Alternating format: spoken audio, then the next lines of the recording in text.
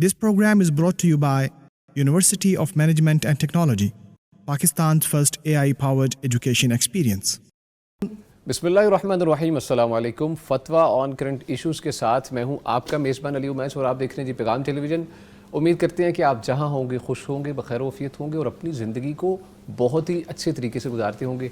हस्ब मामूल पीर और जुमेरात को आपकी खिदमत में हाजिर होते हैं आपके शरई मसाइल का हल लेकर। आप भी इस प्रोग्राम में लाइव कॉल्स के थ्रू शरीक हो सकते हैं और अपने मसाइल का हल मुफ्तियान किराम से जान सकते हैं।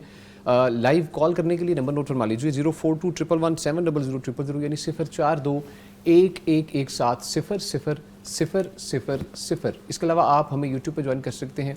पैगाम टीवी लाइव सर्च कीजिए और कमेंट सेक्शन में अपने सवालात लिखिए, मुफ्तियान किराम से उनके जवाबात आपको लाइव इंशाल्लाह मुहैया किए जाएंगे। एज़ वेल एज़ आप हमें व्हाट्सएप पे रीच कर सकते हैं, वो भी नंबर नोट फरमा लीजिए 0321565200 यानी 0321565200। व्हाट्सएप पे जो आप हमें अपने सवालात भेजेंगे वॉइस नोट की सूरत में भी हो सकते हैं, रिटन मैसेजेस की सूरत में भी हो सकते हैं। और एज़ वेल एज़ आप हमें जो लाइव कॉल्स हैं, आपसे गुजारिश ये है कि जब आप कॉल करते हैं अपने टीवी के वॉल्यूम को आपने डाउन कर लेना है बिल्कुल, या कोशिश करें कि बंद कर लें ताकि आपकी आवाज़ हम तक बेहतर तरीके से आ सके और हमारी आप तक बेहतर तरीके से पहुंच सके। प्रोग्राम को आगे बढ़ाने से पहले आपको बताते चलें कि ये प्रोग्राम जो है UMT के ताउन से पेश किया जा रहा है, जो कि पाकिस्तान का पहला AI पावर्ड एजुकेशन एक्सपीरियंस अपने स्टूडेंट्स को फराहम कर रहे हैं। इसी के साथ आपको तारुफ करवाते चले, हमारे प्रोग्राम में मौजूद है जी मुफ्तियान किराम का पैनल। मुल्क के नामवर मुफ्तियान अल्हम्दुलिल्लाह हमारे साथ मौजूद होते हैं। पहली शख्सियत फजीलत शेख मुफ्ती अब्दुल वली खान साहब, मेंबर पैगाम फतवा कौंसिल है। मुफ्ती साहब अस्सलाम वालेकुम। वालेकुम अस्सलाम। सर कैसी तबीयत है? जी अल्हम्दुलिल्लाह, शुक्र है जी। उनके साथ मौजूद हैं जी फजीलत शेख मुफ्ती मोहम्मद नुमान फ़ारूकी साहब, वो भी अल्हम्दुलिल्लाह एज़ वेल एज़ पैगाम फतवा कौंसिल के मेंबर हैं। और सर आपको खुश आमदीद कहते हैं। अस्सलाम वालेकुम। वालेकुम अस्सलाम रहमतुल्लाह। क्या हाल है मुफ्ती साहब? मजाज कैसे हैं आपके? अल्लाह का शुक्र अल्हम्दुलिल्लाह। मुफ्ती अब्दुल वली खान साहब, शेख आज की जो हमारी हेडलाइन है, पहली हेडलाइन है जी फैसल मस्जिद में नामुनासिब लिबास में दाखिले वीडियोस बनाने पर पाबंदी आयद करने के लिए दरख्वास्त दायर की है किसी शहरी की जानिब से। उसकी बिल्कुल थोड़ी सी मैं डिटेल बताना चाहूँगा कि एक शहरी ने दरख्वास्त जो मौसूल हुई है उन्होंने बताया कि दरख्वास्त के दायर की है कि फैसल मस्जिद की हुर्मत के तहफ़्फ़ुज़ के लिए इस्लामाबाद हाई कोर्ट में आइनी दरख्वास्त जमा कराई, जिसमें मौक़िफ़ अपनाया गया कि सोशल मीडिया पर वायरल वीडियो से मुशाहिदे में आया है कि कुछ लोग मस्जिद के अहाते में गैर शाइस्ता वीडियोस बनाते हैं। मूसीकी और रक्स के साथ बनाई गई ऐसी वीडियोस से मस्जिद की हुर्मत और वक़ार को ठेस पहुंचती है। इसी सिलसिले में जो आपसे रहनुमाई दरकार है कि मस्जिद में तफरीह की कहाँ तक इजाज़त है। अगर कोई ऐसी मस्जिद है जो आइकॉनिक है, जैसा कि फैसल मस्जिद आइकॉनिक मस्जिद है, पूरे पाकिस्तान में अल्हम्दुलिल्लाह उस जैसी कोई मस्जिद नहीं है, और दुनिया की चंद मसाजिद जो वेल नाउन है और जानी जाती हैं कंस्ट्रक्शन की वजह से, खूबसूरती की वजह से, उनमें से एक है। तो ऐसी मसाजिद जहाँ पर लोग तफरीह के लिए भी आते हैं, किस हद तक तफरीह की इजाज़त है और इसकी हद क्या होनी चाहिए, इसके बारे में बताइए। और तफरीह किस हद के बाद संगीन हो जाती है, इसकी वजाहत करवाइएगा।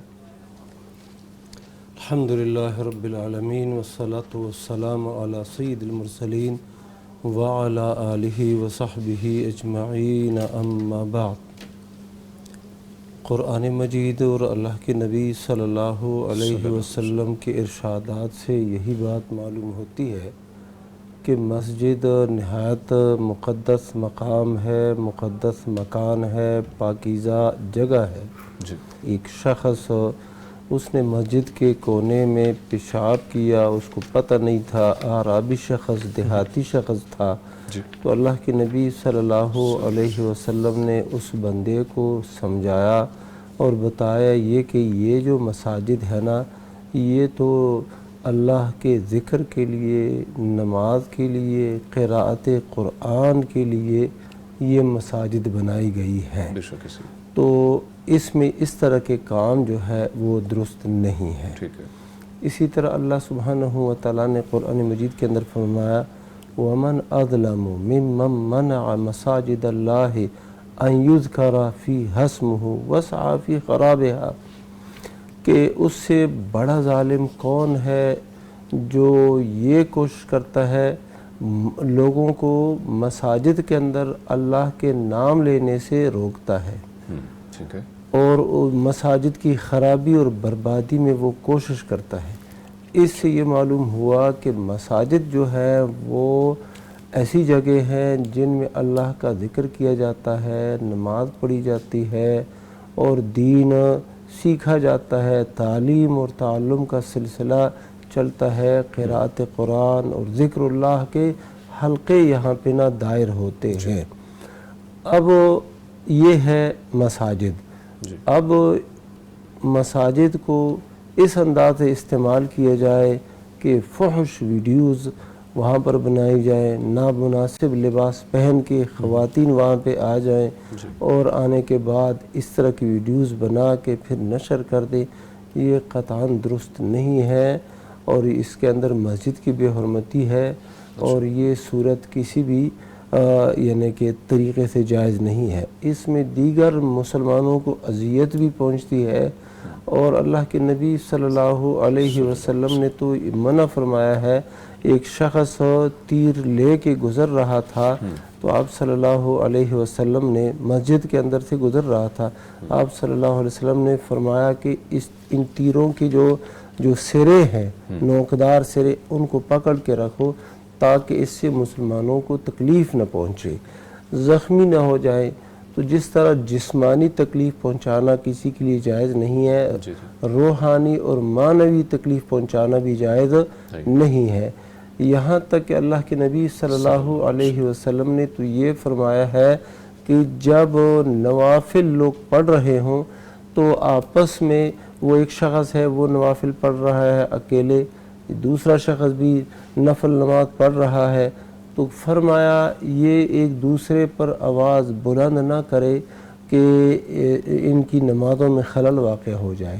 وہ اپنی قرات کر رہا ہے یا اپنی قرات کر رہا ہے تو اگر بلند آوازی سے کام لیں گے نہ اس کو سمجھ آئے گی نہ اس کو سمجھ آئے گی، تو یہ خلل اور تشویش یعنی اگر قرآن بلند آواز سے پڑھنے سے ہوتی ہے تو اس طرح کی ویڈیوز اور اس طرح کے نخرے کرنے سے جو مسلمان وہاں پر آتے ہیں اور ایک عقیدت اور احترام کے ساتھ آتے ہیں، نماز پڑھتے ہیں یا بیٹھ کے ذکر کرتے ہیں، جو بھی صورت ہے تو وہ تو، اور مسجد کا ایک حق ہے، جب بھی اذا دخل احدکم المسجد فلا یجلس حتی یصلی رکعتین، یہ اللہ کے نبی صلی اللہ علیہ وسلم کا حکم ہے کہ جب بھی تم میں سے کوئی شخص مسجد میں داخل ہو جائے تو وہ بیٹھنے سے پہلے 2 رکعت پڑھے، یہ مسجد کا حق ہے۔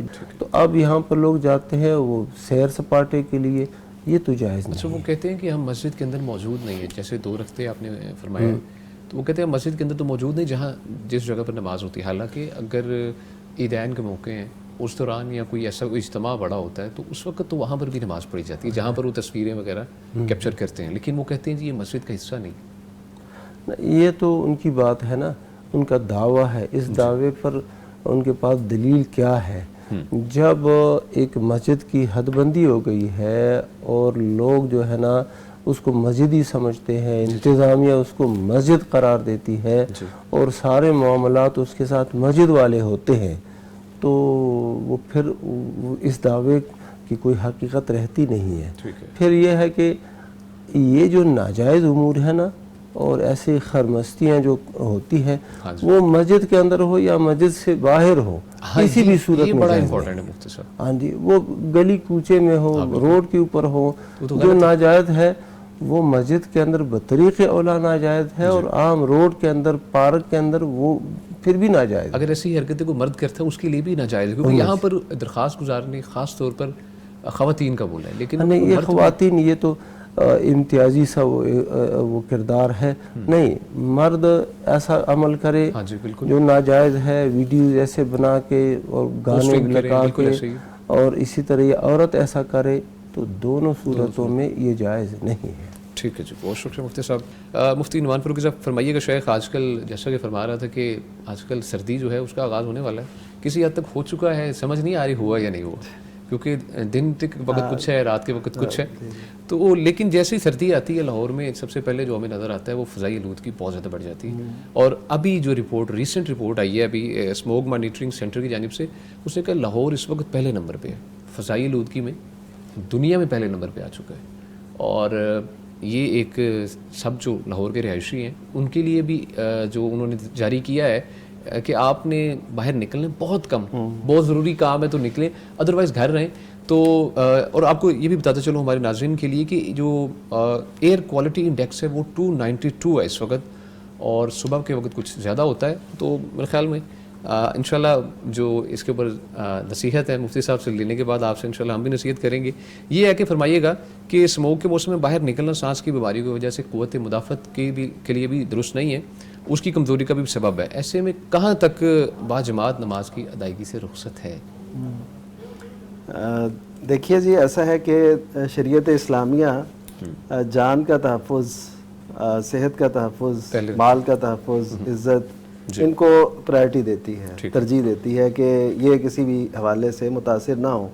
آپ دیکھیے کہ نبی صلی اللہ علیہ وسلم کا واضح ارشاد ہے کہ جو اذان سنتا ہے اور مسجد میں نہیں آتا تو فلا صلاۃ الا من عذر، تو اس کی نماز نہیں ہے مگر عذر سے. یعنی آپ نے وہاں بھی استثناء قرار دے دیا کہ عذر ہوگا تو یہ ایک عذر ہے باقاعدہ. یعنی حکومت نے یا طبی اداروں نے، میڈیکل نے، جو بورڈ ہے اس نے یہ فیصلہ کر لیا کہ نقصان دہ ہے، تو اس صورت میں پھر آپ کو اجازت ہے کہ آپ گھر میں نماز کس حد تک پڑھ سکتے ہیں. وہ اسی حد تک کہ جب پرابلم ہو. اچھا، یہاں پر کیونکہ خاص طور پر سانس کی بیماریوں کے لیے جی، اور یہ انہی کے لیے ہوگا نا جن کے اندر ایسی کوئی پرابلم پہلے سے موجود ہے، تو ان کے لیے ظاہر ہے بڑی دقت ہوگی کہ وہ مسجد جائیں. تو شریعت ان کے لیے راستہ ہموار کر دیتی ہے کہ ٹھیک ہے وہ گھر میں پڑھ سکتے ہیں. یہ عذر ہے نا ان کے لیے. بالکل. اور عذر جو ہے نا مرض بھی ہے، یعنی بیماری، اور عذر جو ہے شدید سردی بھی ہے، عذر بارش بھی ہے. تو یہ عذر ہیں جن کی بنیاد پہ بندہ گھر پڑھ سکتا ہے نماز. تو نبی صلی اللہ علیہ وسلم کے دور میں بھی ایسا ہوا کہ سخت سردی میں اذان میں یہ اعلان ہوا باقاعدہ کہ ومن قعد فلا حرج، کہ جو کوئی بیٹھا رہے تو اس یعنی مسجد میں نہ آ سکے تو اس پہ کوئی حرج نہیں ہے. وہ شدید سردی کی باعث پہ ایسے اعلان کرایا گیا. تو پتہ یہ چلتا ہے کہ کوئی بھی ایسی مشکل پیش آئے جس سے انسانیت کو خدشہ ہو، لوگوں کو خدشہ ہو، تو شریعت اجازت دیتی ہے گھر میں پڑھ لیں. اب دوسرا سوال اس پہ یہ پیدا ہوتا ہے کہ آیا اس کو ثواب کیا ملے گا؟ جو روٹین میں مسجد میں جاتا ہے تو اس کو کسی عذر کی وجہ سے اگر وہ رہ جاتا ہے تو اس کو وہ ثواب مل جائے گا. اچھا، ٹھیک ہے. حتیٰ کہ جو شخص، بخاری شریف کی روایت ہے، ایک شخص کی نیت بالکل صادق ہے، سچی ہے شہید ہو جانے کی، مگر وہ بستر وفات پر اگر اس دنیا سے رخصت ہوتا ہے تو اسے بھی اتنا ہی اجر مل جائے گا. اللہ تعالیٰ اس کے لیے شہادت کی موت لکھ دے گا. یعنی نیتوں کا اتنا شریعت کے اندر عمل دخل ہے. تو ایک شخص اگر جانا چاہتا ہے لیکن کسی عذر کی وجہ سے رہ گیا تو انشاءاللہ اس کو اللہ تعالیٰ وہ اجر ضرور نصیب کر دیں گے، اس کے کھاتے میں لکھا جائے گا. اور تیسرا اس کا پہلو یہ ہے کہ اگر بعض اوقات ایسے ہوتا ہے حکومت کوئی پابندی لگا دیتی ہے تو اس میں بھی ظاہر ہے حکومت کی بات کو ماننا چاہیے، جیسے لاک ڈاؤن یا ایسا کچھ، یا جیسے اب وہ اگر ایسا کہیں بالفرض کہ کم سے کم نکلیں گھروں سے اور ضرورت کے لیے نکلیں، تو اس میں پھر یہ دیکھا جائے کہ انسان کیسے اس کو وہ مینیج کر سکتا ہے. مثلا وہ اگر بعض علاقے تو ایسے ہیں جہاں پہ درخت خاصے ہوتے ہیں اور درخت جو ہے نا آکسیجن فراہم کرتے ہیں اور اس سے کافی مسائل حل ہو جاتے ہیں. اس سے ہمیں یہ بھی پتہ چلا کہ ہم نے اپنے ماحول کو خود ہی ایسا بنا لیتے ہیں نا. دیکھیں آپ کتنی حکومت کے کافی اقدامات ہوئے اس حوالے سے، حتیٰ کہ گاڑیوں کے دھوئیں کے حوالے سے یہ وہ سب کچھ، لیکن اس کے باوجود بھی ایسا ہے. اگر اس کا مطلب کہ ہمارا اپنا قصور ہے کہ ہم اس میں مزید وہ آگے بڑھیں اور ہر ایک ساتھ دے، درخت جو ہے شجر کاری کی جائے اور اگائے جائیں، لگائے جائیں، اور اس طریقے سے ہم اس پہ کنٹرول بھی کریں. اس سے یہ بھی پتہ چلتا ہے. بہرحال جو آپ کا بنیادی سوال ہے کہ اگر وہ نماز اس وجہ سے جس کو تکلیف ہے یا مشکل میں ہے وہ اگر نماز نہیں پڑھنے جا سکتا تو اس کے لیے وہ عذر شمار ہوگا اور وہ گھر میں نماز پڑھے گا تو اس کو اتنا ہی اجر ملے گا. ہم آفیسز جاتے ہیں کام کے سلسلے میں، تو اگر کوئی شخص آپ کی بات سن کے کہے کہ میں آفس جاتا ہوں چلیں یہاں پر چھوٹ ہے، اس کے لیے چھوٹ ہے؟ ہاں جی، شریعت جو ہے نا، دیکھیے آفس جو جانا ہے نا، آپ نہیں جائیں گے آفس تو آپ کی تنخواہ کٹے گی، آپ کو رکھا نہیں جائے گا. آپ کہیں گے اچھا اتنے دن آپ پیسے ہم چھٹی دے دیں آپ کو، ٹھیک ہے. لیکن اللہ تعالیٰ تو رحیم ہے نا، وہ کہتا ہے میرا بندہ اگر اس وجہ سے نہیں جا رہا تو اس کا یہ عذر قبول کر لو. تو اللہ تعالیٰ کے جو وہ رحم پہ مبنی ہے، تو اس وجہ سے ہم ان کو ایسے نہیں کہیں گے جی آپ ادھر تو چلے جاتے ہیں، ادھر کیوں نہیں آتے. کیونکہ بہت سے لوگوں کا سوال ہے اور ذہن میں سوال پاپ اپ ہوتا ہے لوگوں کے. ٹھیک ہے، انشاءاللہ بہت شکریہ مفتی صاحب. مفتی عبدالولی خان صاحب، شیخ ہمیں سوال موصول ہوا، ہماری بہن ہے ان کی طرف سے تھوڑا طویل سوال ہے, میں چاہوں گا اس کا بیک گراؤنڈ بھی بتاؤں سوال کا. بہنیں لکھتی ہیں کہ میری شادی کو 22 سال ہو گئے ہیں, میرا حق مہر 3 تولہ سونا تھا جس کی مالیت اس وقت کے حساب سے لکھی گئی تھی, اور زیور شادی پر پہننے کے لیے بھی دیا گیا تھا جو ادا ہو گیا تھا اس وقت. کچھ سال تک سونا ٹھیک حالت میں رہا, لیکن 10 سال بعد سونے کا رنگ بدلنا شروع ہو گیا. زیور میں بہت زیادہ کھوٹ تھی, جس میں سے سونا صرف 1 تولہ کا نکلا, باقی سب کھوٹ ہی تھی. اس کھوٹ کے بارے میں میری ساس اور سسر جانتے تھے, لیکن میرے شوہر کو اس وقت موجود پتہ نہیں تھا. اب جب کہ ساس سسر زندہ نہیں ہیں اور سونے میں کھوٹ بہت زیادہ ہے, تو کیا میں اپنے شوہر سے باقی سونے کے مطالبے کا حق رکھتی ہوں؟ ایک دفعہ میں نے اپنے شوہر سے مطالبہ کیا تھا تو وہ مجھ سے بہت زیادہ ناراض ہو گئے اور مجھے 40 دن تک اپنے قریب نہیں آنے دیا. میں نے بہت رو کر وقت گزارا.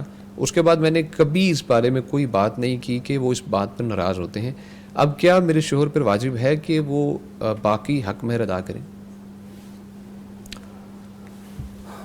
جو عقود ہیں, عقد ہیں, عقد بیع ہے, عقد نکاح ہے, جی, اس میں جو عوض ادا کیا جاتا ہے اس عوض کا بھی صحیح ہونا اور جید ہونا یہ لازم ہے. ٹھیک ہے. جب مہر میں یہ طے ہو گیا ہے کہ سونا 3 تولے سونا ہی ہے, لکھا جاتا ہے, تو جب یہ لکھ دیا گیا ہے تو عورت کا یہی حق ہے کہ اس کو 3 تولہ سونا دیا جائے جو واقعی سونا ہو. اور یہ کھوٹ والی جو بات ہے یہ تو پھر عیب ہے, اور عوض کے اندر اگر عیب نکل آئے تو اس عوض کی تکمیل ہونی چاہیے اور اس کی تلافی ہونی چاہیے, اور خاوند پر لازم ہے کہ وہ اصل مقدار جو طے ہوا ہے مہر کے اندر وہ دے دے. یہ اس میں 2 رائے ہے ہی نہیں. تو یعنی آپ نے ایک چیز خریدی اور اس میں جو عوض ہے, جو ثمن آپ ادا کر رہے ہیں, اس میں کوئی عیب نکل آیا, مبیع میں عیب نکل آیا, اس کا بھی الگ حکم ہے. ثمن میں عیب نکل آیا تو اس کا کیا ہے, اس کی تلافی کی جائے گی. جی, تو اسی طرح یہاں پر بھی اس کی تلافی کچھ کی خاص استعمال کر رہے ہیں. ہاں جی, کیونکہ عام فہم نہیں ہے یہ الفاظ. ہاں جی, بالکل. وہ یہ ہم اس لیے بھی یہ الفاظ استعمال کرتے ہیں کہ اپنا آپ بھی بچانا ہوتا ہے. ٹھیک ہے, بالکل. ہاں جی, اور دوسری بات یہ بھی ہوتی ہے کہ یہ الفاظ جو ہوتے ہیں نا اصطلاحی الفاظ ہوتے ہیں کہ اگر ہم دوسرے الفاظ کو استعمال کرنا شروع کر دیں پھر وہ بات کے اندر وہ وزن نہیں رہتا. اچھا, مقصد وہ عوض ہے جو آپ ایک چیز لے رہے ہیں اور اس کے بدلے میں جو پیسے دے رہے ہیں, اگر وہ پیسے جعلی نکلے تو آپ نے کیا کرنا ہے؟ ہم تو بالکل ایسے وہ نہیں لیں گے, وہ اصلی پیسے دیں گے. یہ بھی اس طرح یہ سونا بھی جو ہے جب اس کے اندر کھوٹ ہے, خالص سونا ہے ہی نہیں, 2-3 تولوں میں سے 1 تولہ ہی خالص ہے, باقی سارا عام یعنی کہ کیا لوہا سمجھ لو وہ ہے, تو اب وہ اس کی تلافی خاوند کے ذمہ لازم ہے.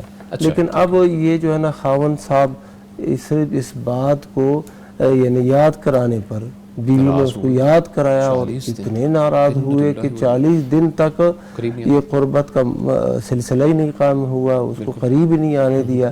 تو اس کا مطلب یہ ہے کہ ان کو اس بات سے شدید وہ ناراضگی ہوتی ہے.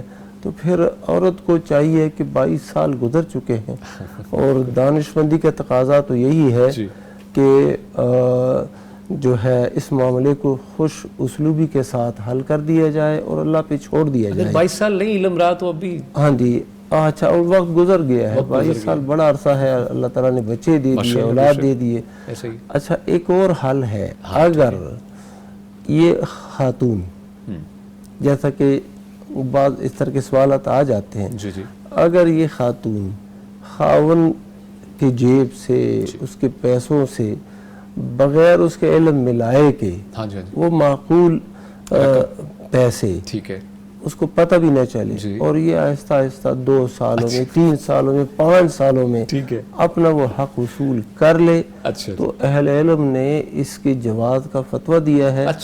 وہ ہند رضی اللہ عنہا جو تھی انہوں نے بتایا کہ میرا جو خاون ہے نا ابو سفیان سردار تھے, جاہلیت کے زمانے میں بھی سردار تھے, بعد میں وہ سردار رہے. تو یہ جو سردار ہوتے ہیں نا یہ لوگوں کو کھلاتے پلاتے ہیں، لیکن گھر کے اندر بعض اوقات تنگی بھی ہوتی ایسے ہے، ہی بالکل صحیح کہا، یہاں تک کہ وہ بعض اوقات اپنے بچوں پہ سختی کرتے ہیں اور باہر والوں پہ نرمی کرتے ہیں، نرمی کرتے ہیں، وہ کھانے پلانے میں ہاں جی، سرداری کے بعض اصول ہوتے یہ ہیں، ان سے بالکل تو انہوں نے کہا میرا خاون جو ہے نا وہ اس طرح ہے، تو کیا میں ان کے علم میں لائے بغیر ان کے مال سے کوئی چیز لے لوں؟ یعنی وہ مالدار تھے، جی بالکل، تو آپ نے فرمایا، آپ صلی اللہ علیہ وسلم نے فرمایا خذی ما یکفیک و ولدک بالمعروف، تم لے لو اس کے مال میں سے اتنا مال لے لو جو آپ کے لیے اور آپ کی اولاد کے لیے دستور کے مطابق کافی ہو، اچھا یعنی یہ نہیں ہے کہ آپ زیادہ ہی لینا شروع کر دو، بہت زیادہ لے لیے کہ گلی بنا لیے انسان، یعنی جو آپ کی ضرورت ہے وہ آپ ٹھیک ہے، ہماری بہن ہی کر سکتی، کر سکتے۔ اچھا دوسرا رستہ یہ ہے کہ خامد پے کرنے کا ذمہ دار ہے، اس کا فرض ہے، یہ ضروری ہے، سب سے پہلے ضروری ہے، اور یہ غلط، اور اگر وہ یہ طریقہ کر رہے ہیں یہ تو غلط ہے نا، جو انہوں نے طریقہ کر اختیار، اور اگر یہ اس سے بھی وہ کیا ہو جائے اجتناب کرے اور کہے کہ اللہ پہ چھوڑ دیا، ٹھیک ہے، اللہ بہتر بدلہ دے گا، ہاں جی، صبر کرے، اللہ تعالیٰ اس کا عوض دے گا۔ بالکل، شیخ فرمائیے اس بارے میں۔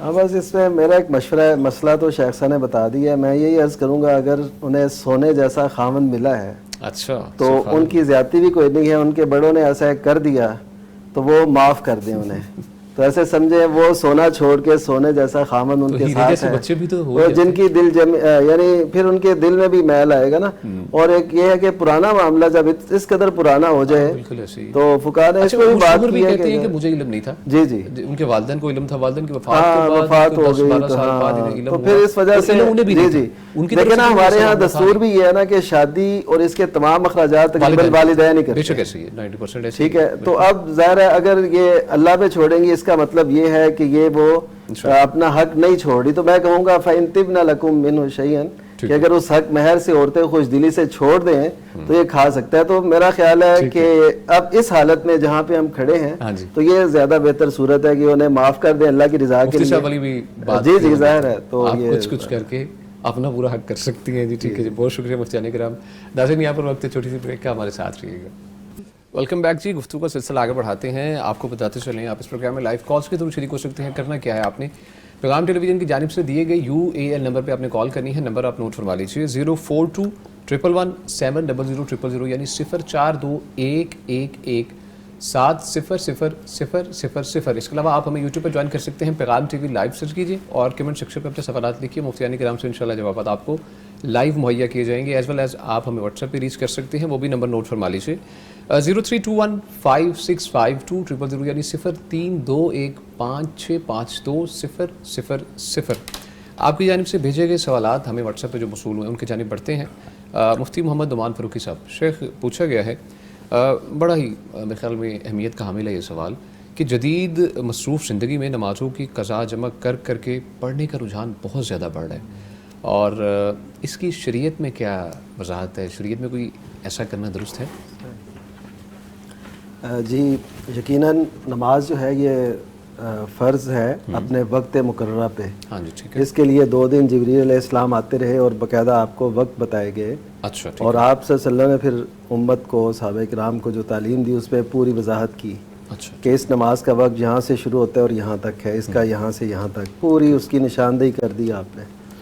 اور قرآن مجید میں اللہ تعالیٰ نے فرمایا کہ ان الصلاۃ کانت للمؤمنین کتابا موقوتا، کہ نماز جو ہے وقت مقرر پر فرض ہے، ٹھیک ہے، فرض ہے وقت مقرر پر، ہر نماز کا ایک وقت ہے، اس کے دوران دیکھیے وہ کوئی تھوڑے لمحات نہیں ہیں، حتیٰ کہ مغرب کو لوگ سمجھتے ہیں بہت تھوڑا ٹائم ہے کہ اس میں اگر تھوڑے ٹائم میں نہ پڑھ سکے تو قضا ہوگی، حالانکہ ایسا ہی مسئلہ مغرب میں بھی خاصا ٹائم ہے، یعنی آپ تقریباً 1.25 گھنٹہ بنتا ہے یہ مغرب سے عشاء کے وقت کا تقریباً نارملی جی 1.25 گھنٹہ، تو اتنا وقت مغرب کا بھی ہے، تو اس کا مطلب ہے جب شریعت نے اتنی آپ کو سہولت دے دی کہ آپ اس دوران نماز اپنی پڑھ لیں، اگر رہ بھی گئی ہے مسجد میں نہیں جا سکے، فرض کے جماعت کے ساتھ نہیں مل سکے، یا خواتین گھر میں ہیں، تو وہ اس دوران ضرور اپنی نماز وہ پڑھ لیں، ٹھیک ہے۔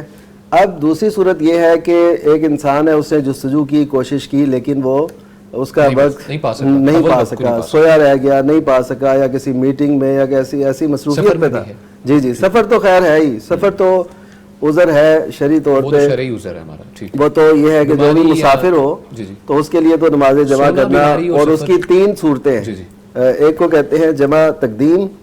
اس کا مطلب یہ ہوتا ہے بعد والی نماز کو پہلے والی نماز کے ساتھ ملانا، یعنی عصر کو ظہر کے ساتھ ملا لیں، عشاء کو مغرب کے ساتھ ملا لیں. ایک ہوتی ہے جمع تاخیر، یعنی ظہر کو عصر کے ساتھ اور اسی طرح مغرب کو عشاء کے ساتھ.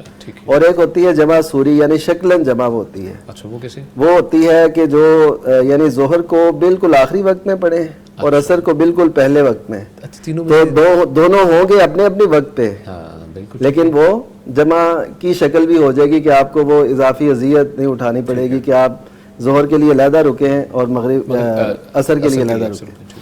تو جہاں تک تعلق ہے کہ یعنی ایک بندے کا معمول ٹھیک ہے، وہ وقت کو اہمیت دیتا ہے، نماز کو اس کے وقت پہ پڑھتا ہے. اگر اسے کوئی عذر لائق ہوا ہے کبھی، یعنی عذر یہ نہیں ہے کہ بہت بڑا کوئی عذر ہو، اگر وہ ٹریفک میں کہیں پھنس گیا ہے، اگر اسے کوئی مسئلہ پیش آیا ہے، وہ نہیں پہنچ سکا، یا اس کو ایسی جگہ نہیں ملی، خصوصاً خواتین جب شاپنگ وغیرہ کرنے جاتی ہیں، اب ان کے لیے ظاہر ایسے مسائل ہیں، وہ اپنے ہی شہر میں ہیں لیکن ان کو مسائل ہیں، وہ نماز پھر کہاں پڑھیں گی، تو وہ ظہر کے ساتھ عصر کی پڑھ لیں اور پھر شاپنگ پہ نکل جائیں. اچھا ٹھیک ہے، اور پھر جب واپس آئے تو مغرب اور عشاء کی اکٹھی پڑھ لیں. اچھا اگر لیٹ ہو جی اگر ایسے ہو جائے تو یہ میں یعنی اجازت اس صورت میں دے رہا ہوں جب کوئی دوسرا آپشن موجود نہ ہو. اچھا ٹھیک. اول تو ہمیں چاہیے کہ ہم اس کا اہتمام کریں، اور ہمارے یعنی جیسے سعودی عرب میں باقاعدہ جو بڑے مالز ہیں ان میں وہ مساجد اور ایسی وہ چیزیں بنا دیتے ہیں تاکہ یہ سب کچھ ہو. تو ادھر بھی ہمیں یہ رجحان دینا چاہیے. نماز کو جتنا ہم عام کریں گے، اس کے لیے سہولیات مہیا کریں گے، اتنا نمازی بڑھیں گے اور اتنی برائیوں کا خاتمہ ہوگا. تو باقی یہ ہے کہ جو نبی صلی اللہ علیہ وسلم نے مدینہ منورہ کے اندر نمازیں جمع کی دو، اس میں سیدنا ابن عباس رضی اللہ تعالیٰ کی روایت ہے کہ نبی صلی اللہ علیہ وسلم نے بغیر خوف کے، بغیر بارش کے، بغیر سفر کے، ظاہر مدینہ میں تھے، تو آپ نے نمازیں جمع کی دو، مغرب عشاء بھی اور ظہر عصر بھی، بغیر کسی بچت، جی بغیر کسی عذر کے. تو اس میں وہ حضرت ابن عباس رضی اللہ تعالیٰ عنہ یہ بیان بھی کرتے ہیں، آپ نے اس لیے ایسے کیا تھا لِأَلَّا يُحْرِجَ أُمَّتَهُ، کہ اپنی امت کو کسی مشکل میں نہ ڈالیں. کیا مطلب کہ اگر اپنے ہی شہر میں ضرورت پیش آ جائے، کوئی ایسا عذر لائق ہوا ہے تو وہ نمازوں کو جمع کر سکتے ہیں، لیکن یہ ظاہر ہے کبھی کبھی ہوگا. نبی صلی اللہ علیہ وسلم نے ایک دفعہ کیا. اچھا تو بتانے کے لیے کہ ایسا اگر کسی کو ضرورت پیش آئے تو ایسا کر سکتا ہے، وہ یہ نہ سمجھے کہ جی اب گئی تو گئی. دوسرا اہم بات یہ ہے کہ دو نمازیں کو جمع کرنا یہ تو ٹھیک ہے، لیکن چار کو، پانچ کو، حتیٰ کہ کئی لوگ جو ہے عشاء کو فجر کے ساتھ پڑھ رہے ہوتے ہیں، یہ غلط ہے. آخری وقت میں پڑھ رہے ہوتے ہیں. ایک تصور یہ بھی ہے کہ جی آج اگر ظہر کی رہی ہے تو کل ظہر کے ساتھ، آج فجر کی رہی ہے تو کل فجر کے ساتھ، تو یہ نہیں ہے. جب آپ کو موقع ملے تو پہلا جو کام کرنا ہے وہ وقت پہ نماز ادا کرنا ہے. اگر وقت گزر گیا تو پھر بھی آپ نے فوری اس کو ادا کرنا ہے. تو نماز کو اہمیت دیں، اس سے زندگی میں سکون بھی ہے، راحت بھی ہے، خیر بھی ہے، برکت بھی ہے، اور بہت کچھ حاصل ہوتا ہے جو ہم کسی اور عبادت سے حاصل نہیں کر سکتے. ٹھیک ہے. اچھا مفتی عبدالعلی خان صاحب، شیخ فرمائیے گا، ینگسٹرز جو ہیں، کیونکہ ذکر جو چلا ہے وہ کہتے ہیں کہ نہ پڑھنے سے لیٹ پڑھنا بہتر ہے، اس کے اندر کیا ہمارا رد عمل ہونا چاہیے؟ کیونکہ ان کو کنونس کرنے کی کوشش کرتے ہیں وقت پہ پڑھنا ہے. وہ کہیں نہ کہیں کہتے ہیں ہم جاب میں ہیں، جاب کر رہے ہیں، وہاں پر ممکن نہیں ہے، یا کہتے ہیں جی ہمارے کپڑے صاف نہیں ہیں، کوئی بھی طریقہ کار ہے، لیکن وہ کہیں نہ کہیں اس پہ کنونس ہو جاتے ہیں کہ یار چھوڑو نہیں نماز، کم از کم پڑھو.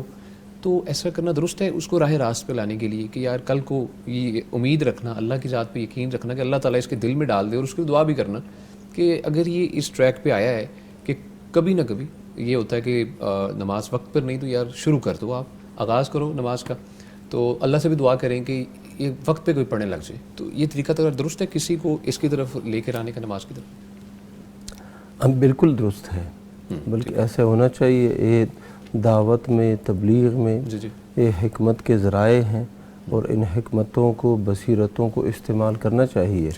ایک شخص ہے وہ بالکل نماز ہی نہیں پڑھتا، بالکل. ایک شخص ہے وہ ایک نماز، دو نمازیں وقت پہ پڑھتا ہے، ایک دو کو وہ تاخیر سے پڑھتا ہے. تو ہم اس کی حوصلہ افزائی کریں گے اس بات پر کہ آپ نماز پڑھ رہے ہیں، الحمدللہ، ماشاء اللہ وبارک فیک.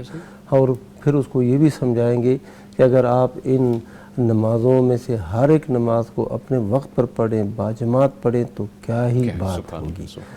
اچھا پھر اس کو یہ سہولت تھوڑی سی بتا دے کہ جیسا کہ شیخ صاحب نے فرمایا ظہر اور عصر، اگر آپ کو کوئی مسئلہ بھی ہے، کوئی حرج میں واقع ہونے والی بات ہے، ہاں جی، مشقت میں آپ گرفتار ہو سکتے ہیں، ہاں جی، تو آپ جو ہے نا ظہر اور عصر کو جمع کر لیں، بالکل ظہر کو عصر کی وقت میں پڑھ لے، یا عصر کو ظہر کے وقت میں پڑھ لے، ہاں جی، مغرب بالکل کو اچھا، عشاء کے وقت میں، عشاء کو مغرب کے وقت میں، ہاں جی، یعنی اس طرح سہولیات جو ہے نا وہ دینی بندہ بتا دے دین کی طرف لانے دین کی طرف لانے کے لیے۔ اور یہ ایک حقیقت ہے، یعنی یہ دو نمازوں کو جمع کرنا، اس کی تو یعنی بنیاد اور دلیل باقاعدہ موجود ہے۔ الحمدللہ، ٹھیک ہے، جب وہ نمازی بن جائے گا باقاعدہ، پھر اس کو نماز کی طرف ایک رغبت ہوگی، شوق ہوگا، اور وقت پر پڑھنے، خود ہی انشاءاللہ جائے گا ہاں جی بالکل ایسا ہی ہے۔ بے شک سے، باقی یہ ہے کہ شیخ صاحب نے شاپنگ کی بہت کھلی اجازت دے دی، تو جی ہم یہ کہیں گے کہ عورت شاپنگ کے لیے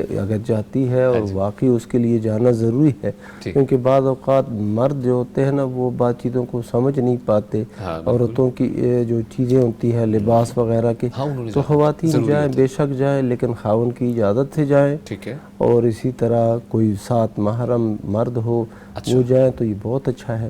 لیکن اگر قریب شہر ہے شہر کے اندر ہی اگر تو پھر تو یعنی وہ اجازت ہے، باقاعدہ جانے کی اجازت ہے، جی، لیکن اگر پھر بھی مرد ہو ساتھ تو سبحان اللہ، بہتر ہے، یہ اس کی حفاظت کے لیے بہت ضروری لیکن ہے۔ اس سے جب آج کل ہمارے مرد حضرات جو ان کے پاس وقت بھی نہیں ہوتا ہے، ہماری بہنیں ہیں کئی یہ بتاتی ہیں، اس کا اظہار کرتی ہیں کہ وہ پیچھے رہتے ہیں کہ آئیں ہمارے ساتھ جائیں، پھر آخرکار وہ کہتی ہیں آپ نے نہیں آنا تو ہم جا رہے ہیں، تو یہ خواتین بھی اس معاملے میں کافی، ہاں جی، ان مردوں کو بھی چاہیے تھوڑی سی نا وہ اس ہمیں ان چیز کو بھی میں نا، ترغیب دلوانی ہے مردوں کو کہ آپ بھی اس طرف آئیں، آپ جائیں، آپ بھی ان کا آپ کے اوپر حق ہے، بے شک ہے، آپ ایسے ان کو چھوڑ کے جاتے ہیں تو ذمہ داری آپ کی ہے۔ اور وہ بعض لوگ کیوں نہیں جاتے، کہتے پھر یہ زیادہ پیسے لگا لیتے ہیں، اللہ، اور بندہ تو ساتھ ہی ہوتے ہیں، اے ٹی ایم کارڈ وغیرہ۔ چلیے بہتر ہے مفتی صاحب، کوئی نہیں انشاءاللہ۔ اچھا، بلا وجہ خرچ کرنا نہیں چاہیے، لیکن کسی حد تک آپ انشاءاللہ اس کو استعمال کر سکتے ہیں۔ اچھا مفتی صاحب فرمائیے گا کہ بیوی کا نان نفقہ یہ کہتے ہوئے نہ دینا کہ وہ خود کماتی ہے، شرعاً یہ درست ہے؟ شرعاً یہ نادرست ہے، نہایت غلط ہے۔ ٹھیک ہے، بیوی کمائے، مالدار ہو، اس کی آمدنی کے ذرائع ہو، خاوند صاحب اس بنیاد پر اس کو نفقہ نہ دے کہ مالدار ہیں، آپ خود کماتی ہیں، یہ جائز نہیں ہے۔ ٹھیک ہے، اللہ سبحانہ و تعالیٰ نے کہیں پر بھی یہ شرط نہیں لگائی کہ اگر خاوند جو ہے نا وہ کماتا ہے اور بیوی بھی کماتی ہے لہذا اب خاوند کے ذمہ نفقہ نہیں ہے، نہیں۔ الرجال قوامون علی النساء بما فضل اللہ، رجال مرد جو ہے، خاوند جو ہے وہ اپنی بیوی پر قوام ہے اس وجہ سے کہ اللہ نے فضیلت دی ہے، وَبِمَا أَنفَقُوا، اس وجہ سے کہ وہ انفاق کرتے ہیں۔ ہاں جی، اللہ کے نبی صلی اللہ علیہ وسلم نے نفقہ جو ہے یہ لازم کر دیا ہے خاوند پر، چاہے بیوی بہت مالدار ہو، جو بھی ہے۔ اگر بیگم بولے کہ نہیں چاہیے پھر وہ تو اس کا اختیار ہے، اپنا حق وہ چھوڑتی خاتون ہے، کا اختیار ہے، یہ اختیار خاتون کے پاس ہے۔ ہاں حق وہ چھوڑتی ہے اور کہتے ہیں کہ نہیں بس آپ اپنے پاس رکھیں، اللہ نے مجھے بہت دیا ہوا ہے، بلکہ آپ میری طرف سے لے لیں۔ جیسے کہ ایک سوال آیا بھی تھا، تو وہ تو ٹھیک ہے، عورت کی بڑی اچھائی ہے یہ، لیکن اگر وہ کہتی ہے کہ میرا حق تیرے اوپر بنتا ہے اور آپ نے دینا ہے، لازم ہے کہ وہ دے دے، اس بنیاد پر نہ یہ اپنی ذمہ داریوں سے جان چھڑانا یہ درست نہیں ہے۔ ٹھیک ہے، شیخ مفتی نعمان فاروقی صاحب فرمائیے۔ ہاں جی، بس اس میں ایسے ہی کہوں گا کہ ایسی عورتوں کو ایسا کرنا چاہیے کہ خاوند کا بھی دل جیتے ہیں، ان کو خود سے پیش کریں۔ اچھا خاوند کے پاس چلے گئے اور اس نے خاوند زیادہ تر جو دیکھا ہے وہ بچوں پہ لگاتے ہیں، سیونگ کرتے ہیں، بچوں پہ لگاتے ہیں، گھر والوں پہ لگاتے ہیں، تو ایسے سمجھے وہ ایک سرکل بنے گا اور وہ محبت کے موتی پر ہوتا جائے گا۔ بس یہ ایک جو ہے نا میں ہمارے جو بھائی ہیں نا شیخ نعمان، جی جی، ان کا تو حلقہ احباب سارے اہل علم، دینی طبقہ، رشتہ دار بھی سارے، تو وہ ان کو یہ ان لوگوں کے ساتھ ان کا اٹھنا بیٹھنا ہے۔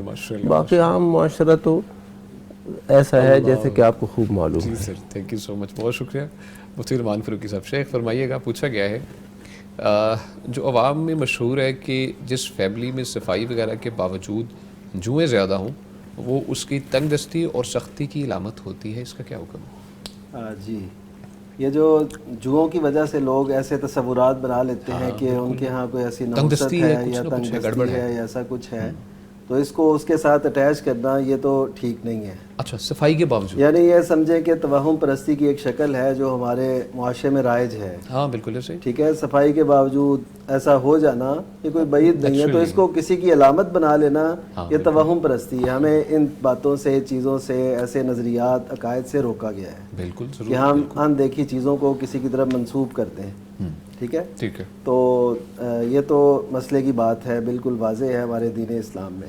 باقی یہ رہا کہ جوؤں کا نظر آنا بلکہ ایسا ہوتا ہے بعض اوقات کہ جسم کی بجائے آپ کو واش روم میں یا کسی اور جگہ جوئیں چلتی نظر آتی ہیں. اچھا ٹھیک ہے. جی جی, تو یہ جو اس کو ہم کہہ سکتے ہیں کہ یہ کوئی جادو کی علامت ہو سکتی ہے, پاسبلٹی ہے. جیسے خواب میں چھپکلیاں دیکھنا, سانپ دیکھنا, اسی طرح جوؤں کا ایسے دیکھنا اور فزیکل ان کا وہاں پہ موجود ہونا, یہ جادو کی علامت ہو سکتی ہے. یعنی اس پہ بھی ہم یہ نہیں کہیں گے کہ یہ ایک دیکھ لی ایسا کچھ ہو گیا تو وہ جادو ہے, بلکہ اگر زیادہ کثرت سے بالکل آپ نے صاف کیا وہاں پہ پھر کوئی ایسی جو نظر آ گئی ایسا کچھ, تو اس کو ہم اس کی طرف یعنی اس پہلو سے ہم دیکھیں گے. ایک دو نہیں, جی جی, ہاں ہاں, تسلسل سے اور ایسے ہو رہا. جی جی, ہاں بالکل ٹھیک ہے. تو اس کا پھر ہمیں ذرا ایسے سمجھیے کہ ایک انڈیکیٹ کر دیا گیا آپ کو کہ آپ دیکھیں کچھ ہو رہا ہے, تو تاکہ آپ اس میں پھر مزید اس کی اصلاح کی طرف آئیں. تو باقی اس کو یہ سمجھنا کہ تنگ دستی کی علامت ہے ایسا کچھ بھی نہیں ہے. اسی طرح مکڑی کے جو جالے ہیں ان کے بارے میں بھی یہ تصور رکھا جاتا ہے کہ جی یہ نہیں ہونے چاہیے ایسا کچھ. یہ ٹھیک ہے, صفائی ستھرائی وہ تو اہم بات ہے, تو بڑا نارمل ہے مفتی صاحب. جی جی, تو ہاں جی, ایسا کچھ بھی نہیں ہے, اور نہ اس کو سمجھنا ایسے, بس صفائی تو رکھنی ہے, یہ تو ہمارے دین کا حصہ ہے. لیکن پھر بھی اگر کسی جگہ سٹور میں, کسی جگہ اوپر جہاں پہ زیادہ جانا نہیں ہوتا, ممٹی میں ایسا کچھ ہو گیا ہے, تو اس کو یہ نہ سمجھے کہ بس اب تو ہم گئے. یہ سمجھیں عقائد کی کمزوری ہوگی, توکل کے منافی یہ چیز ہے. ٹھیک ہے جی, ٹھیک ہے جی, بہت شکریہ مفتی عبدالولی خان صاحب. شیخ فرمائیے گا, ہماری بہن پوچھتی ہیں کہ عورت اگر اپنی کمائی والدین یا بہن بھائیوں کو دے اس طرح کہ شوہر کو اطلاع نہ ہو, کیا جائز ہے؟ بالکل جائز ہے. اچھا کیسے سر؟ یہ عورت جو ہے, مرد ہے یا عورت ہے, جب وہ صاحب مال ہیں تو ان کو اپنے مال کے اندر تصرف کرنے کا کلی اختیار ہے. کوئی چیز وہ ہبہ کرتی ہے, وہ خریدتی ہے, فروخت کرتی ہے, اجارہ, جو بھی یہ جو عقود ہیں وہ سر انجام دیتی ہیں, اس کا یہ حق ہے. ٹھیک ہے, اوکے. اور بطور خاص والدین کو جب دیتی ہے تو یہ تو صلہ رحمی کا بہت اچھا ذریعہ ہے, صدقے کا بھی اجر اسے ملے گا اور صلہ رحمی کرنے کا بھی اسے اجر ملے گا. ٹھیک ہے. اور نبی صلی اللہ علیہ وسلم نے جب حکم دیا عید کے موقع پر عورتوں کو, فرمایا تم صدقہ کرو, تو عورتوں نے پھر خاوندوں سے پوچھا, خاوندوں سے اجازت لے کے پوچھا, نہیں وہیں پر اسی مجمع کے اندر عورتیں جو ہے نا وہ بالیاں اور ہار اور جو بھی ان کے اجازت کے شوہر وہ دینے لگی. اللہ کے نبی صلی اللہ علیہ وسلم کے پاس کو دینے لگی. بلال رضی اللہ عنہ ساتھ تھے اور وہ وہاں پر ڈالنے لگے. اسی طرح قرآن مجید کے اندر اللہ سبحانہ و تعالیٰ نے یہ عورتوں کو بتایا, عورتوں کے متعلق بتایا کہ جو مہر ہے, طلاق ہو جانے کے بعد اب مہر کا کچھ حصہ خاوند کے ذمہ ہے. تو اب وہاں پر اللہ نے فرما دیا الا ان یعفونا, مگر یہ کہ یہ عورتیں معاف کر دیں. ٹھیک ہے. تو اب اس کا خاوند بھی نہیں ہے. خاوند نہ ہونے کے بعد ناظرین کرام یہاں پر چھوٹی سی بریک ہے, ہمارے ساتھ رہیے گا. ویلکم بیک جی. گفتگو کا سلسلہ آگے بڑھاتے ہیں. مفتی عبدالولی خان صاحب, مفتی سے پوچھا گیا ہے کہ اماں عائشہ رضی اللہ عنہا کی روایت کی روشنی میں شرعی رہنمائی کی جائے کہ مسجد میں کس حد تک کھیل کی اجازت ہے؟ مسجد میں جو عائشہ رضی اللہ تعالیٰ عنہا کی روایت ہے اور کھیل کے حوالے سے ہے, اور صحیح بخاری میں آئی ہے یہ روایت. اس روایت کا پس منظر یہ ہے کہ حبشی لوگ آئے, ہاں جی, اور یہ جدید الاسلام تھے, یعنی نئے اسلام لانے والے لوگ تھے. تو انہوں نے مسجد کے اندر کھیل پیش کیا, نیزہ بازی والا. تو ام المؤمنین عائشہ رضی اللہ تعالیٰ عنہا بھی دیکھتی رہی, نبی صلی اللہ علیہ وسلم کے پیچھے کھڑے ہو کے, تو آپ بھی دیکھتی رہی, باقی لوگ بھی دیکھتے رہے.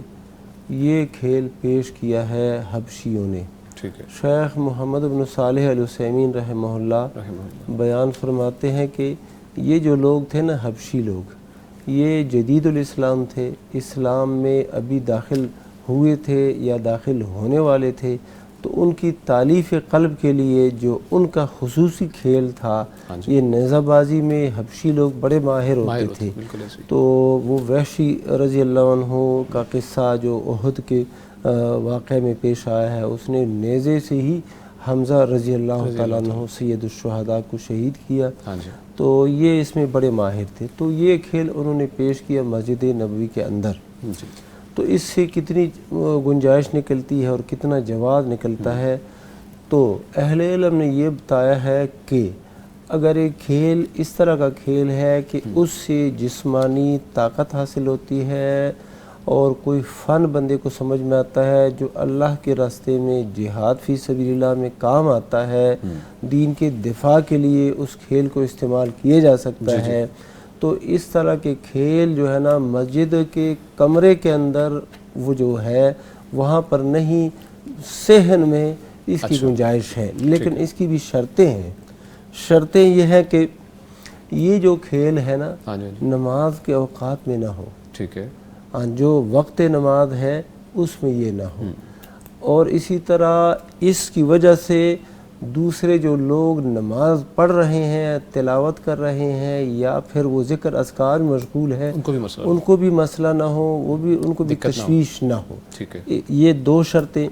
اسی طرح یہ جو کھیل ہے، اس سے جو املاک ہے، ملکیت ہے، چیزیں ہیں مسجد کی، ان کو بھی نقصان نہ پہنچتا ہو۔ ٹوٹ کر نہ شکار ہو۔ مجھے ایک واقعہ یاد ہے، ایک مسجد کے اندر لڑکے کھیلتے رہے، اچھا، وہ مدرسے کی مسجد تھی، اور انہوں نے وہاں پر کرکٹ کھیلی، اور کرکٹ کھیلنے سے کیا ہوا کہ جو بال ہے وہ بعض جو کیمرے لگے ہوتے تھے ان کو بھی لگے، اور اسی طرح یہ بلب کل لگے وہ بھی ٹوٹ گئے، حتیٰ کہ چلتے ہوئے پنکھوں کو بھی لگے، اور پنکھوں کے وہ پر جو ہیں وہ ٹیڑھے ہو گئے۔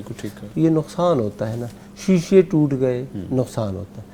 تو اس طرح کا کھیل جس سے املاک کو نقصان پہنچتا ہو، یہ بھی مسجد کے اندر کسی بھی صورت میں جائز نہیں، یہ باہر بھی جائز نہیں ہے، اس طرح کھیل باہر بھی جائز نہیں ہے، لیکن بالخصوص مسجد کے اندر تو اس کا بہت زیادہ اہتمام ہونا چاہیے، اور اس کی وجہ سے بے سکونی اور بے اطمینانی بھی پیدا نہ ہو۔ ٹھیک ہے، اور اس کا یہ ایک اور بھی ہے کہ یہ کبھی اگر ایسا ہو جائے، باہر میدان نہیں ہے اور مسجد کے اندر ہی ایسا کھیل پیش کیا گیا، تو اس ٹھیک ہے، اس کو گنجائش ہے۔ اچھا، ایک اور شرط یہ بھی ہے کہ نظافت اور پاکیزگی اور صفائی ستھرائی کا خیال بھی رکھا جائے، ایسا نہ ہو کہ صفوں کا ستیہ ناز ہو اور وہ مسجد جو ہے نا اس کا صحن، اس کی ساری خرابی ہو، اگر وہاں پر گھاس وغیرہ ہے اس کو بھی نقصان پہنچے، یہ ایسا بھی کھیل بھی نہ ہو۔ اچھا، اور ایک اور شرط یہ ہے کہ وہ کھیل بذات خود مباح ہو۔ اچھا، ٹھیک ہے، ایسا نہ ہو کہ کوئی وہاں پر سنوکر کھیلنا شروع کر دے کہ یہ بھی تو کھیل ہی ہے، اور اس کے اوپر جوا بھی کھیلنا شروع کر دے، نہیں۔ یہ اس طرح کے کھیل جو بذات خود جائز ہو اور ان کے اندر یہ شرطیں پائی جائیں، پھر جو ہے نا اس کو دیکھنا، اور مسجد کے جو باہر حصہ ہے، صحن ہے، اس کے اندر اگر اس کا ہو جائے وقوع تو پھر اس کی گنجائش نکلتی ہے انشاءاللہ۔ شکریہ مفتی نعمان فاروقی صاحب، شیخ فرمائیے اس پر۔ جی بالکل، کافی بات ہو گئی، بالکل ٹھیک شیخ نے فرمایا۔ ٹھیک ہے، اچھا مجھے فرمائیے گا، ہماری بہن کا سوال ہے کہ مرد گائناکالوجسٹ سے اندرونی چیک اپ کروایا جا سکتا ہے؟ جی، اس حوالے سے عمومی قاعدہ یہی ہے کہ اگر خواتین اس طرح کی ماہر نہ ہوں جس طرح کا ہونا چاہیے، یہ خواتین کا تجربہ اپنی جگہ پہ ہوتا ہے کہ مرد ظاہر ہے اس فن میں، کوئی بھی عورتوں سے متعلقہ فن میں زیادہ وہ ہو جائیں اگر، تو کیا جا سکتا ہے، اس سے وہ مرد کر سکتا ہے، یہ اجازت ہے۔ اگر وہ خواتین اس کیلیبر کی نہ ہو، اس ماہرانہ بصیرت کی نہ ہو، تو پھر مرد ایسا کر سکتا ہے، اس کا اندرونی چیک اپ کیا جا سکتا ہے، جیسے الٹرا ساؤنڈ کرتے ہیں مرد، ڈاکٹر میل ڈاکٹر کرتے ہیں الٹرا ساؤنڈ وغیرہ اور دیگر جو چیک اپ ہوتے ہیں، جیسے فزیشین کرتے ہیں، تو اسی طرح آپریشن میں بھی بعض اوقات جو ہو رہے ہوتے ہیں ان میں ظاہر ہے لیڈی ڈاکٹر تو نہیں ہوتی، مرد ہی ہوتے ہیں، زیادہ تر. ہاں جی. تو اس وجہ سے اس چیک اپ میں بھی ہم ایسے ہی کہیں گے کہ اگر اس میں اچھا پھر یہ بھی ہے نا کہ عورتوں کی تعداد کچھ کم ہو سکتی ہے, وہ اس علاقے میں دستیاب نہ ہو, کوئی مشکل ہو, تو پھر ظاہر ہے دوسرے آپشن کے طور پہ مرد حضرات سے پہلا یہی ہو کہ فیمیل کے لیے اور میل کے لیے, لیکن اگر اس کے الٹ کبھی ہو جائے تو اس کی شریعت میں اجازت ہے. شیخ فرمائیے اس بارے میں. جی ہاں, بس قاعدہ بھی یہی ہے کہ جو عورت ہے وہ عورت کا چیک اپ کرے, پہلی صورت اس پہلا اور برتری اور ترجیح اسی کو ہے. جی. تو اس کے لیے آپ پر لازم ہے, آپ کی حکومت پر لازم ہے کہ ڈاکٹری کی جو تعلیم ہے, طب کی جو تعلیم ہے, اور جو بھی ضروری تعلیم ہے جو عورتوں کا اس میں ہونا ضروری ہے, ہاں جی, تو وہ تعلیم آپ عورتوں کو دیں گے. عورتیں ڈاکٹر بنیں اور ماہر ڈاکٹر بنیں اپنے فن کے اندر, تو وہ پھر عورتوں کا علاج کرے, تو یہ سب سے بہتر ہے. ٹھیک ہے. لیکن اگر یہ ایسا نہ ہو اور کوئی مرد ماہر ڈاکٹر ہے اس فن کے اندر, جی جی, تو اس کی طرف رجوع کرنا درست ہے. ٹھیک ہے. شریعت جو ہے نا اس کے اندر وہ اجازت ہے, الضرورات تبیح المحظورات, جو ضرورتیں ہوتی ہیں محظور چیزوں کی بھی اجازت مل جاتی ہے. اور دوسری بات ہے کہ جو مرد ڈاکٹر ہے نا وہ اس حد تک ہی نظر رکھے جس حد تک اس کی ضرورت ہے اور اجازت ہے. تو یہ ایک دونوں کی بات ہے. جی بالکل ٹھیک ہے, بہت شکریہ. اچھا مجھے فرمائیے گا, جسم پر ٹیٹو بنوانا یا عارضی اسٹیکر لگوانا آج کل بہت زیادہ نوجوانوں میں عام ہے, ایسا کرنا درست ہے؟ بالکل درست نہیں ہے. اچھا. یہ جاہلیت کے زمانے کے اندر بھی یہ رسمیں ہوتی تھی. اچھا. اس وقت یہ اکثر عورتوں میں ہوتی تھی. اچھا. تو اللہ کی نبی صلی اللہ علیہ وسلم نے فرمایا لعن اللہ الواصلہ والمستوصلہ والواشمہ والمستوشمہ, اللہ نے لعنت کی ہے واصلہ پر, مستوصلہ پر, اور اسی طرح واشمہ اور مستوشمہ پر. واصلہ کسے کہتے ہیں؟ واصلہ وہ عورت جو ویگ لگاتی ہے, بال لگاتی ہے, اصلی بال عورت کے نہیں ہوتے اور بال اس کے سر کے اوپر لگا لیتی ہے. اچھا جی. مستوصلہ وہ جو مطالبہ کرتی ہے کہ میرے سر پہ نا, دونوں پر اللہ کی لعنت ہے. اسی طرح وہ عورت جو وشم کی کا پیشہ اختیار کرتی ہے. وشم کا ہوتا ہے وہ جو خال, یعنی جسم کے اندر کوئی چیز وہ رکھ کے اور پھر وہ سوئی کے ذریعے وہ گودتی ہے, اور وہ گودنا اور گدوانا, یہ جو ہے نا اس عورتوں پر بھی لعنت ہے. ٹھیک ہے. جو گدواتی ہے اور گودتی ہے, دونوں پر لعنت ہے. اسی وجہ سے, اس وجہ سے کہ وہاں پر وہ ایک ٹیٹو پرماننٹ ہو جاتا ہے. ہاں جی, ہاں جی, وہ ایک دائمی طور پر ایک ٹیٹو بن جاتا ہے, ایک نشان بن جاتا ہے, وہ اگ دھونے سے بھی نہیں دھلتا, تو اس کے اوپر تو لعنت ہے. ٹھیک ہے. اوکے. اور جو سٹیکر والا معاملہ ہے, ہاں جی, یہ جو سٹیکر ہے نا وہ اتر بھی جاتا ہے. ہاں جی. لیکن مسئلہ یہ ہے کہ یہ کس بنیاد پر لوگ کرتے ہیں؟ فیشن کی بنیاد پر. فیشن کی بنیاد پر کرتے ہیں, اور یہ اسی اصلی ٹیٹو جو ہے نا اسی سے متاثر ہو کے یہ کرتے ہیں. ہاں جی. تو یہ ان کے ساتھ ایک طرح سے مشابہت ہے, اور بعض اوقات اس طرح کی تصویریں وہ لگاتے ہیں کہ وہ خطرناک ہوتی ہے. بچھو کی تصویر ہے, سانپ کی تصویر ہے, کس چیز کی تصویر ہے, تو جاندار کی تصویروں کی وہ ٹیٹو اگرچہ وہ عارضی ہو نہیں ہے بنانا جائز. ٹھیک ہے. بہت شکریہ مفتی صاحب, اس کے بارے میں فرمائیے. ہاں جی, بالکل ایسے ہی ہے, اور یہ ہمارے ہاں بڑا عام, بلکہ اس کو ایک فیشن کے طور پہ لیا جاتا ہے. اچھا. تو دیکھیے جس چیز پہ اللہ کے رسول صلی اللہ علیہ وسلم نے لعنت فرمائی ہو تو اس کو ہم اپنا فیشن بنائیں, تو یہ ایک اور بڑا جو ہے نا بڑی جسارت ہوگی کہ یعنی آپ ان چیزوں سے روکنا چاہتے ہیں. تو یہ بہرحال اس سے بچنا چاہیے, اور یہ سمجھے کہ اللہ تعالیٰ کی تخلیق کو بدلنے والی بات ہے. اگر اپنے خامد جو شیطان نے کیا تھا, کہا تھا کہ میں ایسے کروں گا کہ تیری تخلیق کو بدلیں گے, تو وہ یہ تخلیق کو بدلنے والی صورت ہے. اگر کوئی اپنے خاوند کا ٹیٹو بنوا لے, خاوند کی تصویر کا نام, کچھ نام کا تصویر, تو بالکل ہی ایک اصل میں دیکھیے جو محبت ہے نا وہ یہ نہ لفظوں میں ہوتی ہے نہ وہ ایسے اظہار میں ہوتی ہے, وہ تو ہوتی ہے کہ آپ کو دلی اگر محبت ہے تو وہ آپ وہ جگہ بنا ہی لیتی ہے. تو اس طرف آنا چاہیے جو حقیقی محبت چاہت ہے. جیسے ابھی شیخ صاحب فرما رہے تھے, نبی صلی اللہ علیہ وسلم نے حضرت عائشہ رضی اللہ تعالیٰ عنہ کو وہ دکھایا بنی ارفدہ کا یعنی حبشیوں کا کھیل. تو اس وقت حضرت نبی صلی اللہ علیہ وسلم تشریف فرما رہے, جب تک آپ نے پوچھا کہ تھک تو نہیں گئی تم, پھر جب انہوں نے کہا تو پھر آپ صلی اللہ علیہ وسلم پیچھے ہوئے. تو اس کا مطلب یہ کہ محبت یہ اصل اس کا انداز ہے. اچھا پھر بعض اوقات یہ بھی ہوتا ہے جی جی کہ خاون کے نام کا وہ لگا بنا دیا, ٹیٹو بنا دیا, اگر پھر طلاق علیحدگی ہو گئی تو پھر کیا کریں گے, وہ تو لائف ٹائم رہے گا. ہاں جی, پھر اس کو مٹانے کے لیے مزید پیسے لگائے جاتے ہیں, مزید تکلیف بھی خون ہو جاتا ہے, اور یہ سارا سلسلہ ہوتا ہے. بالکل صحیح. اچھا مفتی نعمان فاروقی صاحب, شیخ پوچھا گیا ہے کہ ایک شخص نے 80 لاکھ لیے کہ 3 سال بعد منافع کی مد میں مجھ سے 1 کروڑ لے لینا, کیا یہ معاہدہ درست ہے؟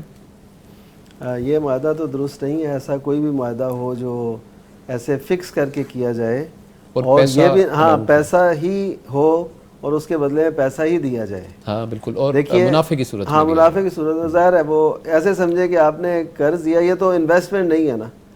پہلی تو یہ بات ہے, انہوں نے یہ نہیں کہا کہ میں اس کام میں لگاؤں گا یا ایسے کروں گا یا یہ ہے میرا کام آپ اس میں دیں, ہم شراکت کرتے ہیں. وہ کہتے ہیں آپ پیسے دیں تو بس آپ کو دے دوں گا میں. تو یہ بات یعنی انویسٹمنٹ کہہ لیں یا مزاربت کہہ لیں, اس کی بنیادی روح کے خلاف ہے. بالکل ٹھیک ہے. اگر آپ کسی کو پیسے دینا چاہتے ہیں اور وہ مزاربت کر رہے ہیں, یعنی وہ کسی کاروبار میں لگاتا ہے اور آپ کو نفع و نقصان میں شریک کرتا ہے, ہاں جی ہاں جی, تو یہ اچھا پہلے بتایا, پہلے یہ چیز طے کر لینی چاہیے کہ نفع نقصان دونوں ساتھ چلیں گے. جی جی, فکسڈ اماؤنٹ نہیں ہے, لیکن یہ کام ہے میں اس میں لگانا چاہ رہا ہوں. بلکہ اس میں دیکھیے 2 بنیادی شرطیں ہیں. ایک تو یہ صورت جائز نہیں ہے, مزاربت جائز ہے. اور مزاربت میں کیا ہوتا ہے کہ یعنی آپ کسی پہ انویسٹمنٹ کریں, اس کے لیے 2 بنیادی شرطیں ہیں. ایک تو یہ کہ نفع و نقصان دونوں میں شراکت ہو, ٹھیک ہے.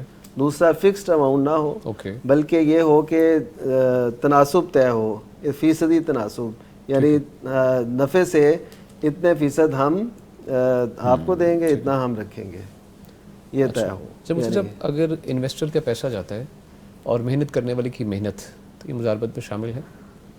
وہ تو ظاہر ہے محنت کرنے والے کی محنت وہ تنخواہ میں کٹے گی نا. وہ 50% اس کے پاس, ایک کے پاس پیسہ ایک کے پاس ہنر ہے. ہاں, تو اس صورت میں پیسہ ڈوب جائے تو وہ ظاہر ہے وہ جو شراکت طے ہوئی ہوگی کہ جس تناسب سے ہم نے نفع کا طے کیا ہے, اسی تناسب سے وہ پھر نقصان بھی جتنی اماؤنٹ ہوگی اس کے مطابق اس پہ تقسیم ہوگا. ٹھیک ہے ٹھیک ہے. مفتی صاحب فرمائیے. وہ اس طرح ہے کہ مزاربت, جیسا کہ شیخ صاحب نے فرما دیا کہ مزاربت میں جو ہے نا نفع اور نقصان کی بنیاد پر یہ شراکت ہوتی ہے. اچھا ٹھیک ہے. لیکن اس نفع اور نقصان سے مراد کیا ہے؟ ہاں بالکل, اس نفع اور نقصان سے مراد یہ ہے کہ لاکھ روپے ہیں, 80 لاکھ روپے ہیں, جتنے پیسے ہیں وہ چل رہے ہیں, اور اس مہینے میں اس نے 1 روپے بھی نہیں کمایا. ہاں جی. اب اس کو بھی فائدہ نہیں ملے گا, اور جو محنت کرنے والا اس کو بھی نہیں, پیسے والے کو نہیں ملے گا. یہ نقصان میں دونوں شریک ہو گئے. ہاں جی. اس کو بھی منافع نہیں ملا, اس کو بھی منافع نہیں ملا. ٹھیک ہے. اور اگر دوسری دفعہ پیسے آ گئے ہیں, اس نے 2 لاکھ کما لیا ہے, 10 لاکھ فائدہ ہو گیا ہے, تو جو طے ہے کہ 5 لاکھ اس کا جائے گا, 5 لاکھ اس کو ملے گا, 5 لاکھ اس کو ملے گا. ٹھیک ہے. یہ منافع ہے. اچھا ٹھیک ہے. اب جو ہے اصل سرمایہ جو ہے نا وہ 10 لاکھ ہے مثلا, وہ ڈوب گیا ہے. تو اب یہ جو مزدور ہے, جو عامل ہے, جو کام کرنے والا ہے, اس سے بھی لیا جائے گا, نہیں لیا جائے گا. اوکے ٹھیک ہے. وہ یہ مزاربت کے اصولوں میں سے یہ ہے کہ اس سے تو نہیں لیا جائے گا. کیوں اس سے لیا جائے گا؟ اس نے اس کے اندر کوئی کوتاہی نہیں کی, کوئی خرابی نہیں کی, اسی طرح ہی اپنی محنت کرتا رہا, مزدوری کرتا رہا, لیکن اللہ کی طرف سے نقصان ہو گیا. اب جو ہے نا اس سے نہیں لیا جائے گا, اس سے یہ طے نقصان کیا گیا ہے. مفتی صاحب, اور اس میں یہ بھی بتائیے گا کہ منافع ایک خاص حد تک طے کرنا چاہیے, کچھ بھی کیا جا سکتا ہے, منافع کی کوئی شرح طے کی جا سکتی ہے؟ وہ دونوں کے مطلب کہ 50 دیکھیں نا 50% ہے, 50% ہے. اچھا جی, وہ ہے کہ 30% آپ کا ہے, باقی جو ہے نا وہ 70% اس کا ہے. یہ ٹھیک ہے. اچھا 30% 70% کا تناسب یا 50-60 کا, کوئی بھی مطلب ڈیپینڈ کرتا ہے. تو اگر دونوں راضی ہیں, اگر اس دونوں پہ راضی ہیں دونوں اس معاملے میں پھر بالکل کوئی ضرورت نہیں. اچھا اچھا. اگر لیکن وہ کہہ سکتا ہے جو محنت کرنے والا کہ میرا بھی 50% ہو, کہہ سکتا ہے کیونکہ 50-50 نہیں, وہ تو بیسک جب تو یہ ہے. معاہدہ ہو رہا ہے ہاں جی ہاں جی, تو معاہدے کے دوران ہی ابتدا ہی میں یہ ساری باتیں طے ہوں گی. طے ہونی چاہیے. بالکل ٹھیک ہے. بہت شکریہ جی مفتی صاحب. ناظرین کرام, یہاں وقت چھوٹی سی بریک کا, ہمارے ساتھ رہیے گا. ویلکم بیک جی. گفتگو کا سلسلہ آگے بڑھاتے ہیں. آپ کی جانب سے بھیجے گئے سوالات کی جانب بڑھیں گے. مفتی عبدالولی خان صاحب, مفتی سے پوچھا گیا ہے کہ مغرب کے بعد اذکار سنتیں پڑھ کر کریں یا فرض کے بعد, کیونکہ سنتیں پڑھیں تو اندیشہ ہے کہ ٹائم نکل جائے گا. جو اذکار ہیں نماز فرض کے بعد وہ فرض نماز کے بعد ہی کیے جائیں. ٹھیک ہے. مثلا تسبیحات ہیں, سبحان اللہ, الحمدللہ, اللہ اکبر, جی یہ فرض نماز کے فوراً بعد ہی ہونی چاہیے. آیت الکرسی کی تلاوت ہے وہ بھی اسی کے بعد, آخری 3 سورتوں کی قرأت ہے وہ بھی فرض نماز کے بعد. تو یہ فرض نماز کے بعد ہی اذکار کا محل اور موقع ہے. ٹھیک ہے. باقی جو سنتیں ہیں وہ بندہ مسجد میں پڑھے, گھر میں پڑھے, جہاں پر بھی پڑھے. ٹائم لیمٹ کا ذکر کریں. اچھا, ٹائم لیمٹ ہے ہی نہیں. اچھا, یعنی اتنا مختصر نہیں ہے. مثلا مغرب کے بعد 2 رکعت سنت ہے, سنن رواتب جس کو کہتے ہیں, وہ 2 رکعت ہے.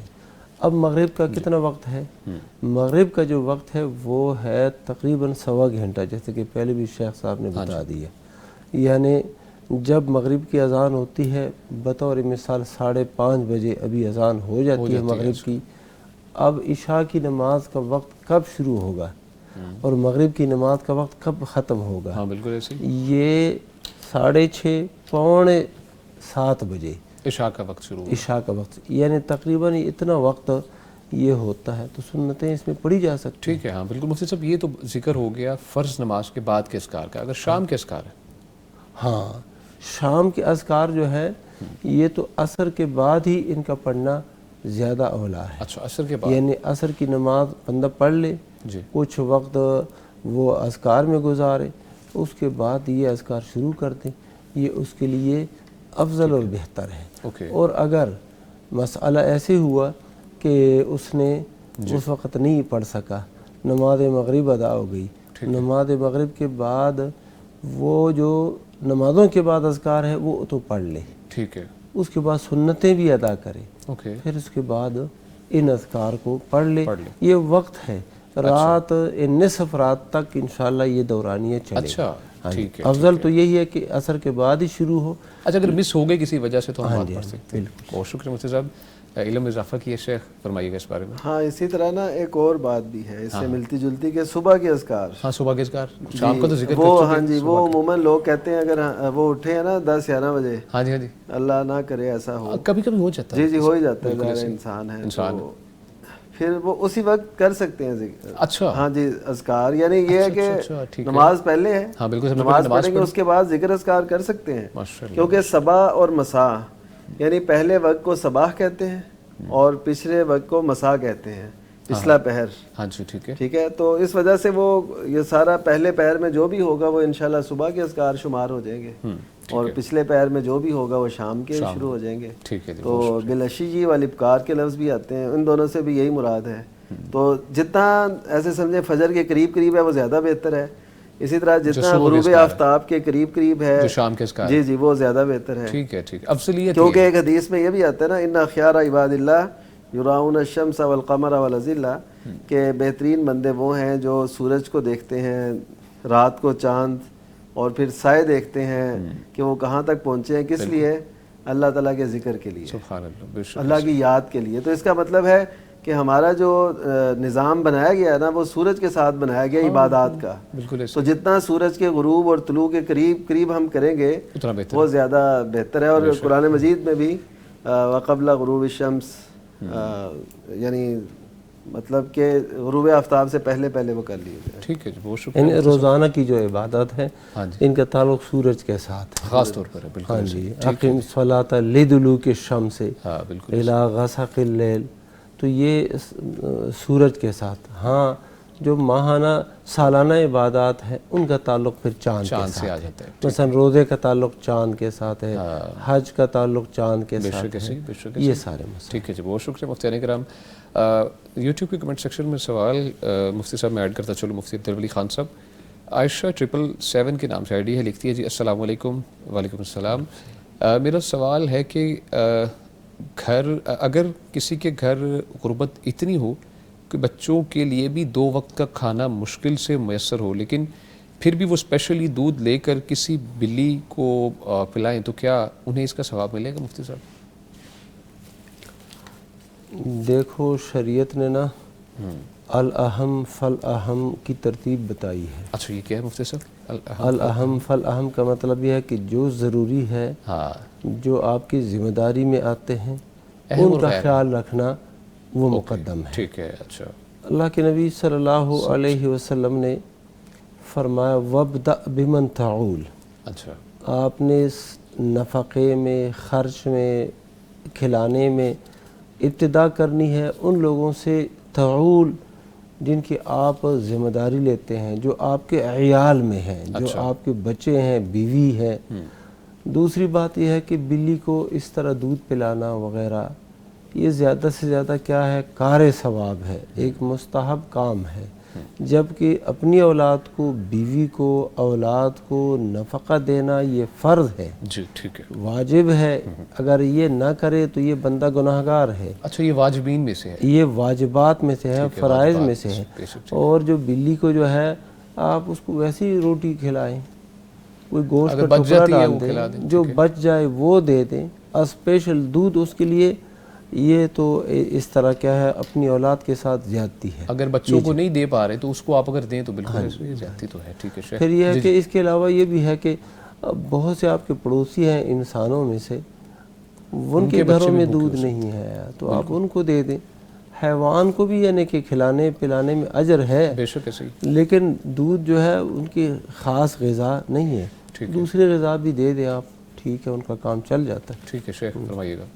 جی جی, اس میں ایسا ہے کہ جو پرند چرند ہیں نا, ہاں جی, ان کا تو مسئلہ ایسے ہے کہ اللہ تعالیٰ نے ان کا رزق ان کو فراہم کرنا ہی کرنا ہے. لکھ دیا گیا. اچھا, لکھا ہمارا بھی گیا ہے, یہ ایک سمجھنے والی بات ہے. لکھا ہمارا بھی گیا ہے, لیکن ہمیں شعور دیا, ہمیں عقل دی, ہمیں سمجھ, وسائل, یہ سب کچھ دیکھتے ہیں. تو نبی صلی اللہ علیہ وسلم نے ایک حدیث میں فرمایا بھی کہ اگر تم اللہ پہ ایسے توکل کرو نا جیسے اس کا حق ہے, تو تم صبح جاؤ خالی اور بھر کے آؤ جیسے پرندے ہوتے ہیں. سبحان اللہ, پرندے بھی دیکھیں. جی جی, ہاں, یعنی ایسا توکل کرو. اس کا مطلب ہے کہ پرندوں کا توکل ہم سے زیادہ بڑا ہوتا ہے, بہت زیادہ. تو اس وجہ سے ہمیں یہ سوچنا چاہیے کہ ہم تو اپنوں کے, اور نبی صلی اللہ علیہ وسلم سے ایک صحابی نے پوچھا نا کہ میرے پاس ایک ہو دینار تو کس پہ خرچ کروں, پھر ایک اور ہو کس پہ خرچ کروں. تو آپ نے ترتیب بتائی اپنے آپ پہ, اپنے بیوی بچوں پہ, اپنے اقارب پہ, اور اس کے بعد پھر وہ. تو اس کا مطلب ہے نبی صلی اللہ علیہ وسلم نے کبھی بھی, دیکھیے آپ نے واقعہ تو بیان کیا کہ اس عورت نے کتے کو پانی پلایا اور اللہ تعالیٰ نے, سے لوگ بہت زیادہ, جی جی, یہ نا جانوروں پہ اس ایک حدیث کی وجہ سے کافی وہ توجہ دیتے ہیں. بالکل صحیح کہا. تو ٹھیک ہے, حدیث میں یہ بھی فرمایا آپ صلی اللہ علیہ وسلم نے کہ ہر جو ہے نا جو بھی تر جگر والی چیز ہے اس پہ اجر لکھا ہوا ہے. لیکن اس کا یہ مطلب نہیں ہے کہ آپ انسانوں کو پیچھے چھوڑ دیں اور ان کو فراہم کریں. اب جیسا کہ ذکر یہ اب ہمارا کلچر بن چکا ہے, یعنی انسانوں کی طرف توجہ کم ہوتی جا رہی ہے, کتوں پر, بلیوں پر. جی, ہم ان کے حقوق ادا کر رہے ہیں. صاحب کالر ہمارے ساتھ موجود ہیں. جی جی, بہت شکریہ. السلام علیکم. وعلیکم السلام. السلام علیکم. وعلیکم السلام. نذیر سیال صاحب ہیں اکاڑا سے. جی جی, اکاڑا سے بات کر رہا ہوں سر. سر میرا سوال یہ ہے کہ 3-4 سال پہلے سر میرے والد صاحب نے ایک بکرا لیا تھا قربانی کے لیے سر. وہ سر بکرا چوری ہو گیا. جی 4-5 سال پہلے والد صاحب نے ایک بکرا لیا تھا قربانی کے لیے سر. اچھا ٹھیک ہے جی, وہ چوری ہو گیا جی. اچھا اچھا, اس کے بعد سر والد صاحب نے دو دفعہ قربانی کی, 1-2 دفعہ نہیں کر سکے تو سر والد صاحب ابھی فوت ہو گئے ہیں. نہیں سن سکے. اشفاق صاحب نے ہمیں بتا دیا, ڈیلیور کر دیا آپ کا سوال. مفتی صاحب فرمائیے گا, پوچھ رہے ہیں کہ والد صاحب نے قربانی کا جانور لیا اور وہ چوری ہو گیا. اب ان کی وفات ہو چکی ہے والد صاحب کی. اب کیا یہ ہے کہ ہم نے نیا جانور لیا میں نے, اور ان کے نام پر میں قربانی کرنا چاہ رہا ہوں, تو کیا یہ درست ہے؟ انہیں ثواب ملے گا اس کا؟ یعنی ان کی اب وفات ہو چکی ہے؟ ہاں جی، اور وہ جانور بھی چوری ہو چکا ہے، بالکل صحیح. تو اس کا تو نیت کا ثواب ان کو ملے گا، چاہے چوری بھی ہو نیت چکی تھی، اب وہ چوری ہو چکی ہے، ٹھیک ہے، جانور چوری ہو چکا ہے، جو بھی ہے، ہاں جی، تو اب ان کو ثواب ملے گا. اب الگ سے انہوں نے جو جانور لے لیا ہے تو وہ میت کی قربانی والا مسئلہ آ جاتا ہے. اچھا، تو میت کی طرف سے جو قربانی ہے ایک اختلافی موضوع ہے، اختلافی مسئلہ ہے، کوئی واضح دلیل ثبوت ہے نہیں. اچھا، ٹھیک کہ میت کی طرف سے قربانی کی جائے. صدقہ کیا جا سکتا ہے؟ ہاں، صدقہ تو جب بھی چاہیں آپ یہی مطلب والد صاحب کے نام سے ہم صدقہ کر سکتے ہیں. وہ صدقہ ابھی جانور ذبح کرے اور کھلائیں فقراء کو، مساکین کو، صدقہ ہے انشاءاللہ. ٹھیک ہے جی، بہت شکریہ، انشاءاللہ ثواب پہنچے گا. شیخ فرمائیے گا، پوچھا گیا ہے کہ ہمارے بھائی ہیں بڑا انٹرسٹنگ سوال کرتے ہیں کہ والد صاحب کے پیسے بتائے بغیر لیتا رہا ہوں، اب کیا کرنا چاہیے مجھے؟ جی یہ تو ظاہر ہے، دیکھیے نبی صلی اللہ علیہ وسلم نے فرمایا تھا انت و مالک الیبیک، کہ تو اور تیرا جو مال ہے اپنے باپ کی، یہ بیٹے کو فرمایا، ہاں بیٹے سے آپ نے فرمایا تھا. اب بیٹے سے نہیں کہا کہ تو والد اور والد کا سارا مال تیرا ہے، ایسے نہیں، کیونکہ فرق ہے نا، والد نے کمایا ہے اس نے وہ سارا، تو بچے کو اتنا شعور بھی نہیں ہوتا. بالکل صحیح. تو اس کا اب حل کیا ہے؟ اس کا حل یہ ہے کہ بچہ وہ پوری کوشش کرے والد صاحب سے اس کی تلافی کی، معافی کی. اچھا ٹھیک ہے، جی کہے کہ انہیں بتانا ضروری ہے. بتانا دیکھیں دو صورتیں ہوتی ہیں، کئی تو والد ماشاءاللہ بڑے سمجھدار ہوتے ہیں، سمجھدار سارے ہوتے ہیں لیکن حوصلے والے، وہ کہیں میرے بیچے نے بڑا اچھا سچ بولا ہے، وہ انعام میں اس کو کچھ اور دے دیں، اپریشیٹ کریں. جی اور ایسا کرنا چاہیے، اس کو احساس ہوا ہے ماشاءاللہ، اور یہ اس کی تربیت کے لیے بڑا اہم موڑ ہوگا. بالکل انشاءاللہ، اس کی زندگی بدلے گی. اچھا میرے والد نے ایسے کیا. اور والدین کو اتنا حوصلہ رکھنا چاہیے اپنی اولاد کی تربیت کے لیے نا، کہ وہ ایسے جب موقع آئے نا تو ان کو اس طریقے سے ڈیل کریں کہ ان کو زندگی کا ایک نیا رخ ملے. اچھا، مجھے کنجسٹڈ فیل ہو جاتا ہے اگر بچوں کے اوپر خواہ کی سٹرکٹنس. دیکھیں نا وہ یہ جو بچہ پوچھ رہا ہے اس کا مطلب کہ اس نے فیل کیا ہے کہ یار ہمیں. اچھا اب دوسری طرف سخت گیر ذرا والد ہوتے ہیں، ان کو آپ اگر بتائیں گے تو ہو سکتا ہے پہلے سے بھی کام زیادہ خراب ہو جائے. اب جو ملتا ہے ہلکا پھلکا اس سے بھی جائیں گے، اس سے بھی جائیں، یا وہ والد ایک دم سختی سے ایسا مار پیٹ یا ایسا کچھ کرے. تو یہ اب ان کو خود دیکھنا ہے کہ میں والد کی طبیعت کیا ہے، اور والدہ سے والد کے تعلق کو دیکھ کے والدہ کے تھرو بھی یہ بات کی جا سکتی ہے، یا کوئی بہن بھائیوں میں لاڈلا ہو تو اس کے تھرو بھی یہ بات کی جا سکتی ہے. اب ان کی پالیسی ہے، لیکن شریعت ہمیں یہ کہتی ہے کہ جس کا حق تلف کیا ہے اس سے تلافی ضروری ہے. یہ ضروری ہے. جی یہ تلافی ضروری ہے، وہ چاہے جس کا بھی ہو. اچھا ویسے نارملی مفتی صاحب آگے آپ بات بڑھانا چاہیں گے ضرور، ماشاءاللہ بہترین بات کریں. ان کاموں کے اندر خاص طور پر 99% نگلیکٹ کر جاتے ہیں، جیسا کہ آپ نے فرمایا ضروری ہے تلافی کرنا. ہم تو نہیں، ہم کہتے ہیں کوئی نہیں، ابا جان کے اور ہمارے ہی ہیں. بیوی کا حق مہر ہے وہ نہیں دے رہے ہوتے لوگ، اب وہ سمجھتے ہیں تو بیوی ہے نا تو یہ کیا ہے. اسی طرح بیٹے نے اگر کوئی چیز والد سے لی ہے تو وہ کہتا ہے اچھا بھائیوں سے لے لینا کوئی قرض، تو وہ کہتے ہیں اب اس کو کون سا واپس کرنا ہے، پرائی. تو ایسے کر کے تو یہ ساری چیزیں نا بڑی طے شدہ ہیں اور ان کو کرنا چاہیے. اس سے بندے کے وقار میں بھی اضافہ ہوتا ہے، ویسے بھی ہمیں شریعت کا ہی ہوگا. بالکل صحیح. اچھا وہ تلافی کرے جیسے بھی ہو سکتا ہے، ٹھیک ہے، بالفرض وہ تلافی نہیں کر سکتا، ٹھیک ہے، اب اس کے پاس اتنے وسائل نہیں ہے یا ایسا کچھ نہیں ہے تو وہ ان سے معاف کروائے. اگر وہ معاف بھی نہیں کرتے تو پھر ان کے حق میں یعنی معاف کرنے کا سمجھے صورت نہیں پیش آتی، جیسے میں نے کہا کہ سخت گیر یا ایسا کچھ، تو پھر اس میں ایسا کریں کہ ان کے لیے دعائیں کرتے رہیں. اچھا ان کے لیے دعائیں کرتے رہیں، کیونکہ دعا جو ہے نا یہ بھی ایک بہترین صلہ ہے، بہترین بدلہ ہے. میں نے کہا اللہ سے بھی اور ان کی طرف سے جو صدقہ ہو سکتا ہے اللہ سے تو مانگنے، کیونکہ چوری میں دو ہے نا، ایک تو بندے کا حق تلف ہوا اور دوسرا اللہ تعالیٰ کے حکم کی نافرمانی ہوئی، تو اللہ سے تو توبہ کرنی اور ساتھ ساتھ ان کا حق بھی انہیں ادا کرنا. بے شک. مفتی صاحب، شیخ مفتی عبدالولی خان صاحب فرمائیے گا اس بارے میں. جی جو شیخ صاحب نے فرما دیا ہے وہی بات کافی شافی ہے. اچھا بس تھوڑی سی بات میں یہ کرنا چاہتا ہوں کہ یہ جو والدین ہوتے ہیں نا، ہاں جی یہ بہت ہی مہربان ہوتے ہیں. سبحان اللہ، بے شک. اور بعض صورتوں میں اولاد کا بھی حق ہوتا ہے ان کی جیب میں، تو اس لیے باقی بات وہی ہے جو شیخ صاحب نے کہا. ٹھیک ہے جی، بہت شکریہ مفتیان کرام، اللہ تعالیٰ آپ کو اپنی حفاظت میں رکھے. ناظرین آپ سے یہ گزارش ہے کہ چاہے اولاد ہے، بچوں کو چاہیے والدین کی فکر کریں، والدین کے ساتھ اس قدر آپ اٹیچ ہوں کہ کوئی بات ہو آپ کو پیسے نکالنے کی ضرورت نہ پڑے، بلکہ آپ ڈائریکٹلی جا کے بول سکیں کہ والد صاحب مجھے اس قدر پیسے درکار ہیں، اور ویلڈ ریزن ہونی چاہیے، یہ نہیں کہ آپ ضائع کرنا چاہ رہے ہیں. اسی طرح والد صاحب بھی آپ کے ساتھ اس قدر اٹیچ ہیں کہ بزرگی کے اس مقام پہ آ چکے ہیں، عمر اس قدر بڑھ چکی ہے کہ آپ کو ڈائریکٹلی کہہ سکیں بیٹا مجھے یہ پیسوں کی ضرورت ہے، حالانکہ وہ حکم بھی دے سکتے ہیں، لیکن آپ نے اٹیچمنٹ ایسی رکھنی ہے ان کے کہنے کے بغیر ہی ان تک پہنچ جانے چاہیے. تو یہ چھوٹی سی ایک نصیحت تھی. پروگرام یہاں اپنے اختتام کو پہنچتا ہے. ہمارے ساتھ موجود رہے فضیلت الشیخ مفتی عبدالولی خان صاحب. مفتی صاحب بہت شکریہ آپ کی تشریف آوری کا، اللہ تعالیٰ آپ کو اپنی حفاظت میں رکھے. اور ان کے ساتھ موجود رہے فضیلت الشیخ مفتی نعمان فاروقی صاحب. شیخ آپ کی بھی تشریف آوری کا بہت شکریہ، اللہ تعالیٰ آپ کو بھی اپنی حفاظت میں رکھے. ناظرین کرام، یہ پروگرام UMT کے تعاون سے پیش کیا جا رہا ہے، جو کہ پاکستان کا پہلا AI پاورڈ ایجوکیشن ایکسپیرینس اپنے اسٹوڈنٹس کو فراہم کر رہے ہیں. اسی کے ساتھ ناظرین کرام آپ سے چاہیں گے اجازت. ہمیں اپنی دعاؤں میں خاص طور پر یاد رکھیے گا. ہم خاص طور پر اس لیے کہتے ہیں کہ ہم کوششیں کرتے ہیں اگلے پروگرام کی، ہم بہت زیادہ تیاری کرتے ہیں، بہت سے سوالات ہوتے ہیں، تمام تر چیزیں دیکھ کر پوری ٹیم اس پہ کام کرتی ہے. آپ کے لیے ہم حاضر ہوتے ہیں، آپ کے مسائل حل کرنے کے لیے.